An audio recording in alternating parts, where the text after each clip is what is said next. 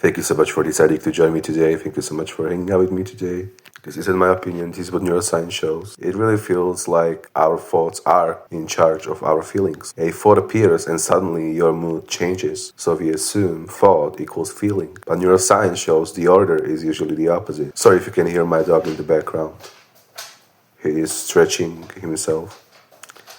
And most of how you feel, around 98%, comes from internal balance. And only a small part, maybe 2%, comes from thoughts or the outside world. Here's why. Your brain is not waiting for thoughts to decide how to feel. It is constantly measuring the body first. It creates feelings from intense amount of signals, so many signals. Some most basic one are energy levels, oxygen, blood flow, blood balance, hormones, neurotransmitters, nervous system tone. Dopamine says motivation and drive. Serotonin stabilizes emotional range. Norepinephrine controls intensity and alertness. GABA calms neural activity. Glutamate excites it. All of this happens before a thought reaches awareness. When this internal system is balanced, thoughts tend to feel lighter, flexible, neutral, even kind. When the system is imbalanced, the brain starts generating different thoughts. Not because the thoughts are true, but because the brain is trying to explain a body state. Low energy creates pessimistic thoughts. High stress creates threatening thoughts. Nervous system overload creates catastrophic thoughts. The thoughts are outputs, not causes. This is why the same thought can feel harmless one day and overwhelming another. The thought didn't change, the internal balance did. The outside world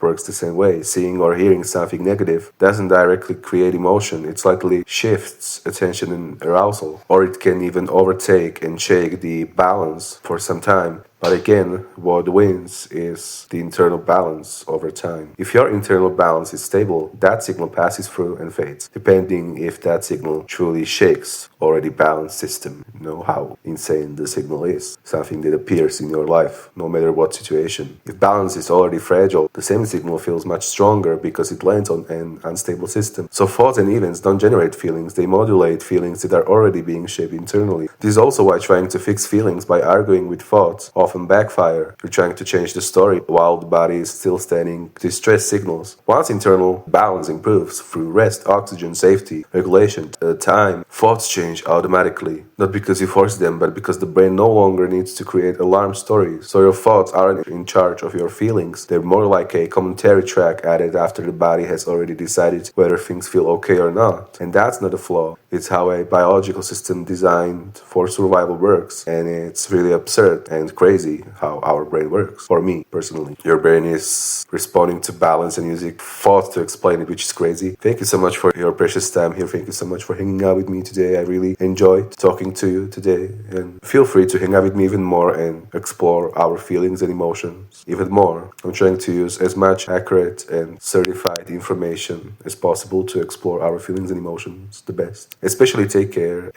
please. And I can't wait to catch you soon.